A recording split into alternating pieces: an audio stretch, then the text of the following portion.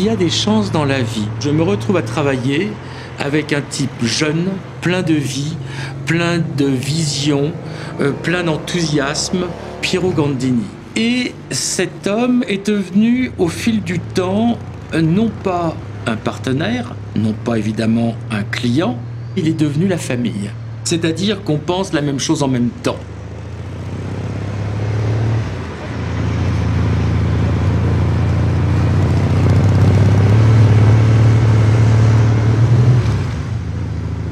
La collaboration avec Philippe Starck, c'était une expérience humaine. On parle d'un type poussé par sa créativité, son talent évidemment, mais poussé par son intérêt pour les gens. Quelqu'un comme ça a pris ce monde de gens très bien informés, très bien cultivés, et l'a checké un peu et jeté un peu avec violence dans le trafic du monde aujourd'hui.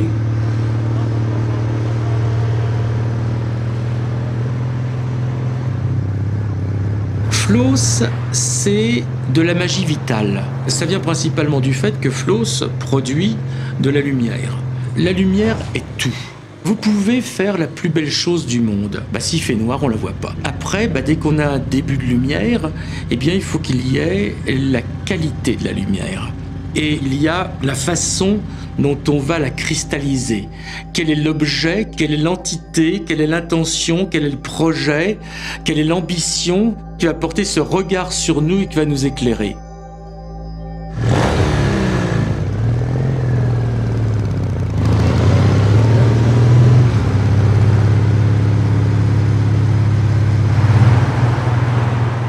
Quand il a fallu casser l'élitisme du design, il n'y a pas eu besoin de convaincre.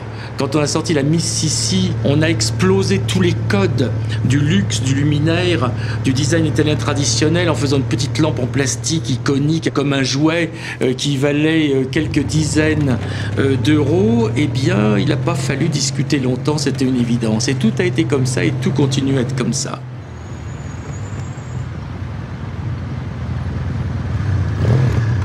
Flos avait dû commencer avec Achille Castiglioni et son frère, qui étaient des bricoleurs de génie. Un phare de voiture, un fil, et c'est une des plus belles lampes du monde depuis 40 ou 50 ans.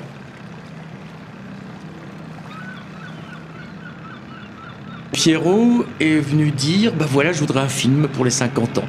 On veut tourner avec les deux fondateurs de Flos, Achille Castiglioni et toi. Et j'ai eu une surprise extraordinaire qui a été suivie d'un sentiment d'honneur formidable de pouvoir être considéré comme un des fondateurs de cette compagnie qui est l'aristocratie de la pensée, la noblesse du fonctionnement, en gros un peu tout ce qu'il y a de mieux, m'a fait très très grand plaisir.